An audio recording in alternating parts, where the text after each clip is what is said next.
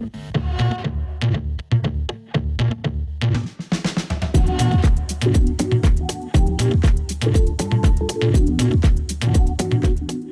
everybody, I've finally completed it. So this is part 17.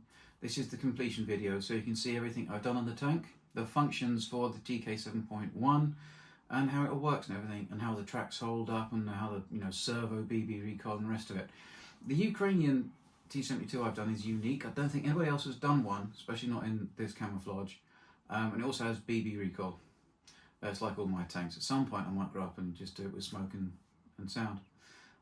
Smoke and flash and stuff, but I don't know. So welcome to part 17, we'll crack on. I'll quickly show you what it looks like on the workbench and show you the functions. And then next video I'll show it running around outside in the wild and see what it looks like. And I'm starting on something else, I don't know if you know what that is. Anyway, thanks for watching all of this. If you like, subscribe, like, share, stuff like that. Stand if you don't want to. But yeah, that'd be great. And yeah, see you in a sec when I've got this camera off the stand. Right everybody, the grand reveal. Ta-da! It's not really much different than what you've seen already from all the processes, but it's just all put together now. And I'll show you some running vids and the outside and everything.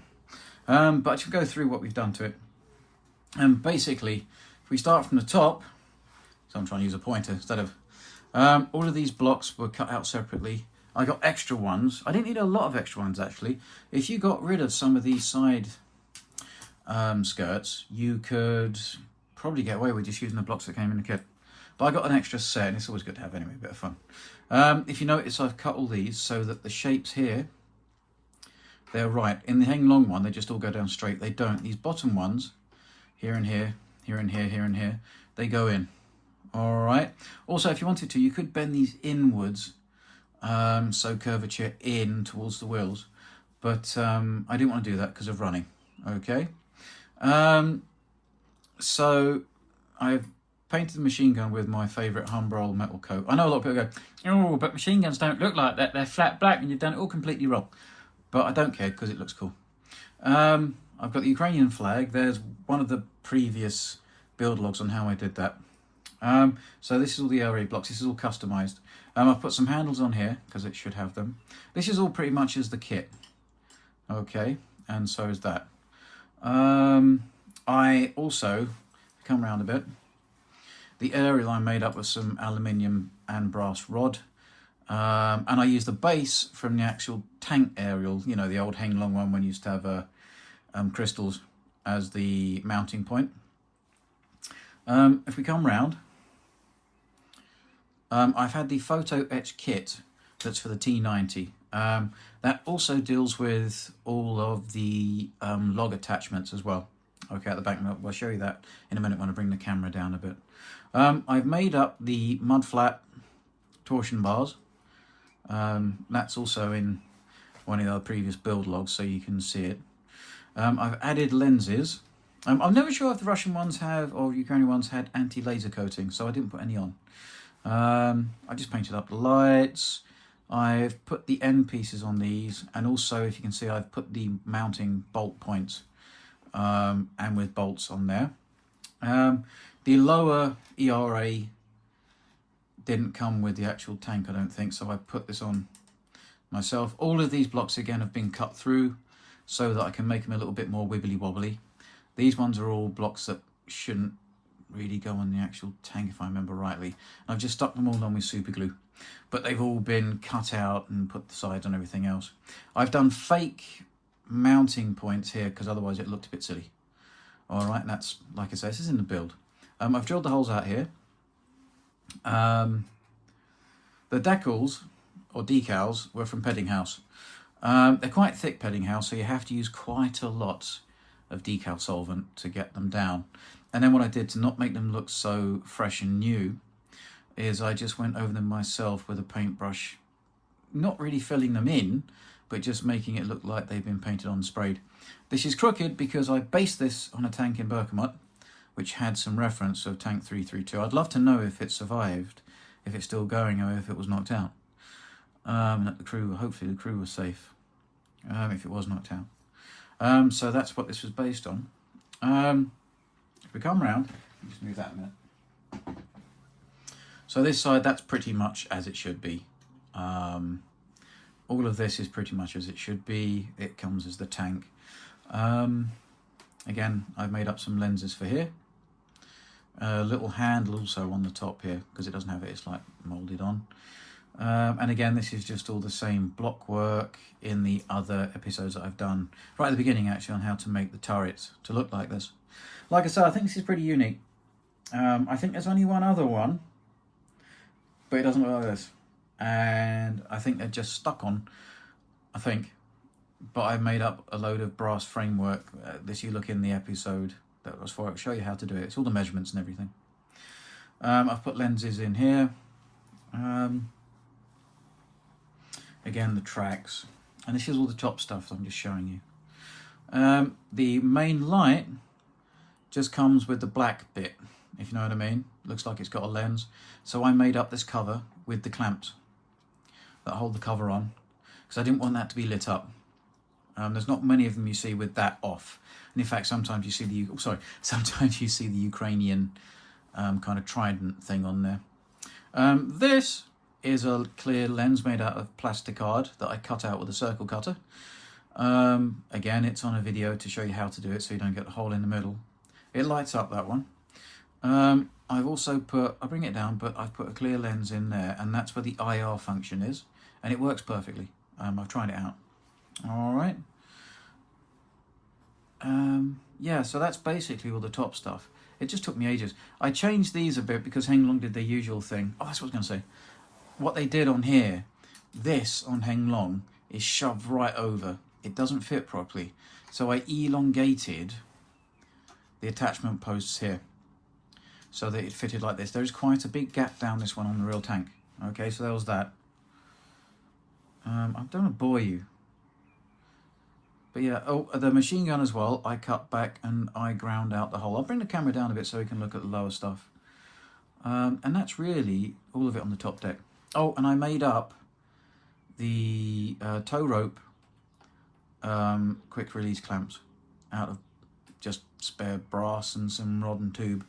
So it's on it doesn't, the ones it comes with are a bit naff.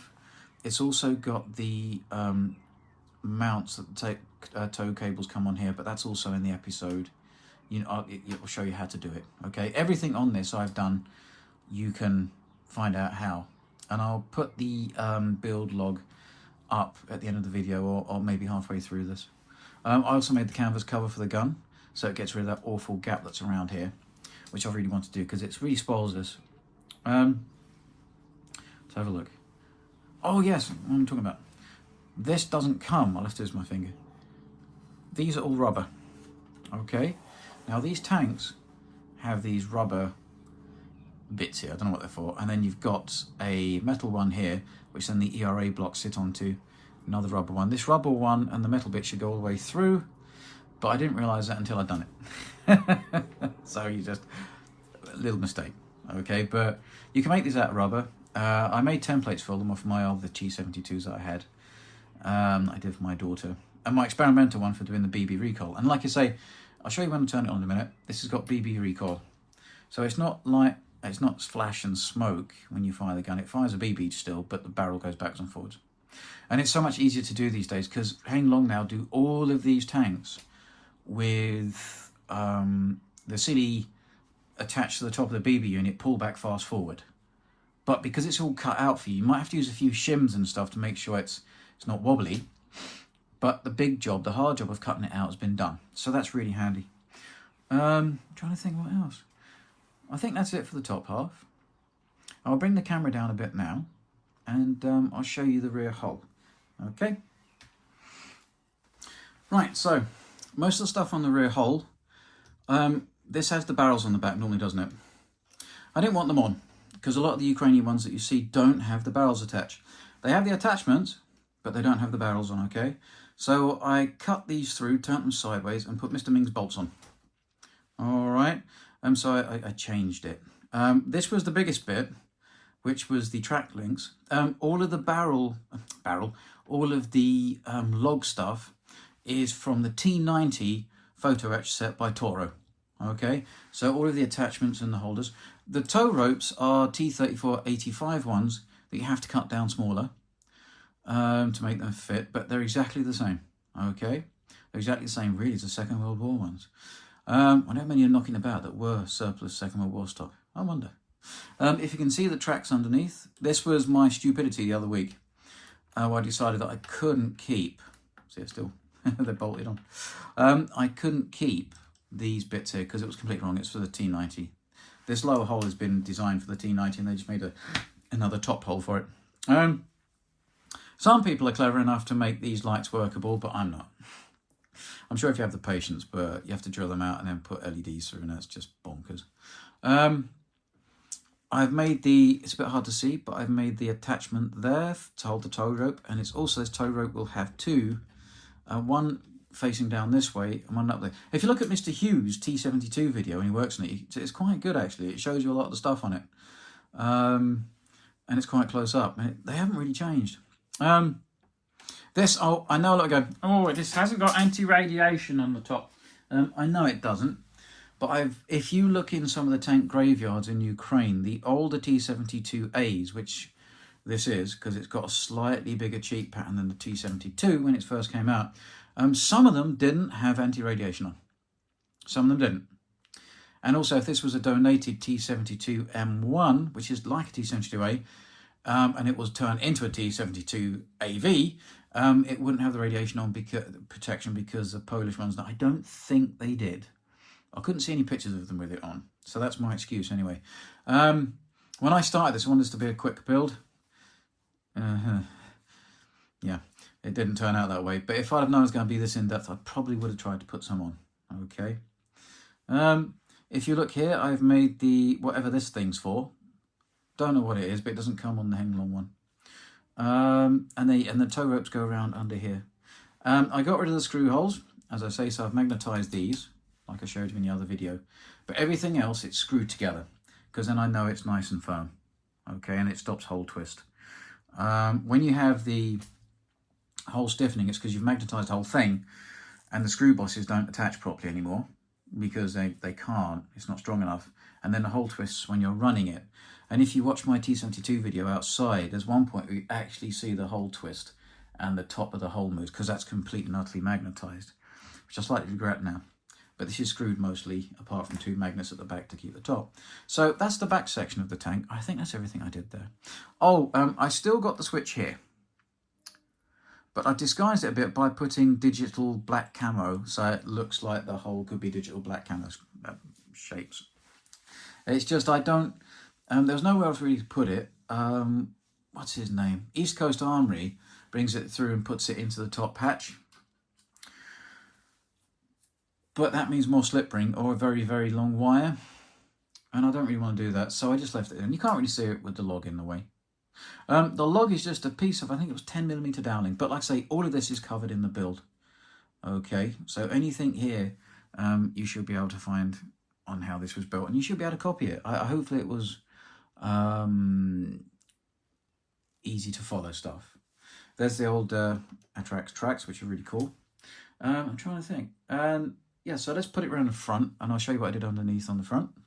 But that's everything on the back. So the main thing was these being turned around this way, all of taking all of this off and putting the tracks on with the mounts. I'm taking the spare T90 track links off that are molded on. Yeah, that's about it for the back, I think. Yeah, okay, let's go around the front. Right, so there we go. So the front again, like I say, this is lower ERA blocks have been put on. This is still screwed in under here.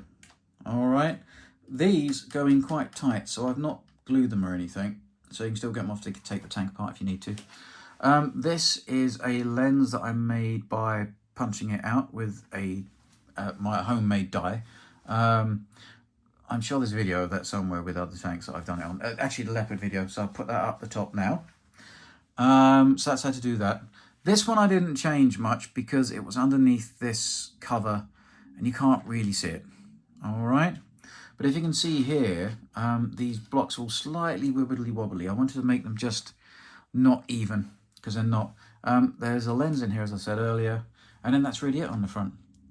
But this is all completely different than the actual one that came in the box. And I think it was worth it. And like I say, I think it's unique. Yeah, and obviously the other thing is all of the paintwork and the weathering. But like I say, that's the whole entire thing is documented. So if anybody else wants to do this, hopefully every video will be able to show you how to do it and to be able to copy it. I'd like this not to be unique. I'd like other people trying to navigate making one. Okay? All right, everybody. Look. Let's go on to the next bit and I'll turn it on. Okay, right. Let's fire this up. So it's got the 7.1 radio. Just looks like a normal HENG long, really. So you can combine just a 7.0 radio to a 7.1. Does the same function as the transmitter. All right. So it's the usual old. And then at the back here, the only trouble is it's quite hard to get your finger in. All right, there we go. There we go. So that's on, and it should be the old flashy. All right. And then you just start.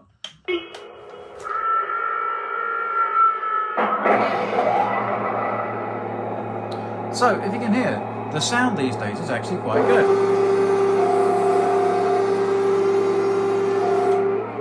So there we go.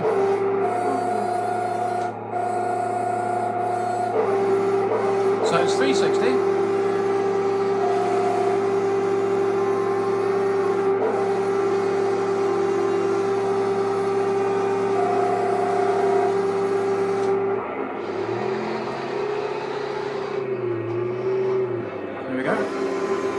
So there's two front lights. I can't remember how to do this. I've not done it for a long time. Where's it? Right, front light switch. So it's G, and not that one, that one. Okay. So you can turn the front lights on and off. Now, the other thing I did was I put this in the laser aiming light, so you can have the infrared light on the top there. Okay. And that was just, again, a cut-out piece of clear plastic, which I painted with smoke quite thickly to make it like infrared, and the red bulb that came with the light. As you can see, the tracks work quite nicely. So we also have the usual old smoke, which is S.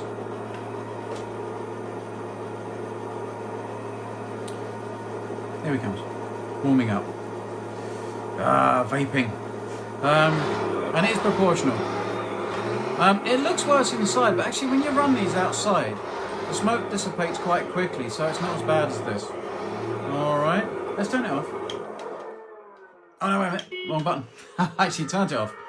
So I'll turn the smoke off now anyway. So yeah, smoke off is just that again. Alright, volume is that. And that's as loud as it goes. Okay. Like I say,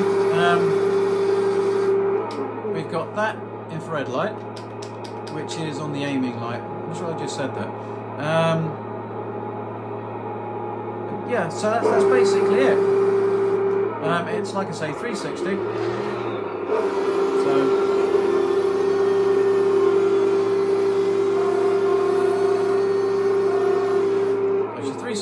One thing I will say about the T-72 models is their BB gun isn't quite as powerful. I think it's because they have a very long barrel. So the metal barrel in these comes to about here. The Abrams and the Challenger and the Chiefs and everybody else, the barrel's very short. It's like there. So I think it stops it getting so much back vacuum pressure. And everybody goes about the little hole in the barrel inside. For God's sake, don't bung that up. It needs to be there. Because otherwise, when you fire the plunger, it creates a pressure inside the main barrel and it won't fire very well at all. So anyway, let's give it a go. So as usual, you've got to press these two together. Alright, ready? And you can see the recoil. Alright, now the Challenger in that will actually go straight through that bit of paper. So I might try and put some airsoft oil in there to try and seal up the plunger a bit more and make it a little bit more effective. But yes, like I said, someday I might just go to doing smoke and flash. Alright, I'm just a child. So So yeah, let's turn the sound down a minute. There we go. So this is basically it, and that's what I've done with her. I'm going to do the next videos with her driving around outside. All right. But no, it's cool. But the sound on it is quite good. It's a lot better than the old days. And the 7.1 board is quite a good board, actually. And also on here it says, and somebody else has said this to me, where is it? It's HENG 7.1 Special. There's a setting where you can turn the stabilization on and off. In other words, so does that mean that HENG are going to make a gun stabilized one of these tanks? If they do, that'd be fabulous. I mean, it saved me a load of hassle. I've been waiting for one to come out from Elmod for the Chieftain, but he's not done it yet. And the Clark ones, I just don't... I'm not a great fan of Clark boards. There's one in the Centurion. It's great and everything, but it's just you have to rewire all the tanks. So all of these HENG tanks, the new wiring, you have to completely change. Why does he do that? Why doesn't he just make his board so that it's plug and play again still? I find that so nuts. Anyway, so yeah, so this is basically it. I hope you enjoyed the build. And yeah. Yeah, did I show you that to turn the lights on and off? That's not it. There we go. So it's basically G and out. Okay. So yeah. Anyway, have a nice Father's Day. I've got to do a gig this Sunday. Yeah. Yeah, and I might try and convince everybody to come to see the Star Trek 3: The Search for Spock. It's in cinemas, 40th anniversary edition. Love Star Trek. So yes, that's the whole tank. So let's turn her off. And yeah, well, next video she'll be with it running around outside in the wild. And I thought I'd just quickly show you the differences between this one and this one.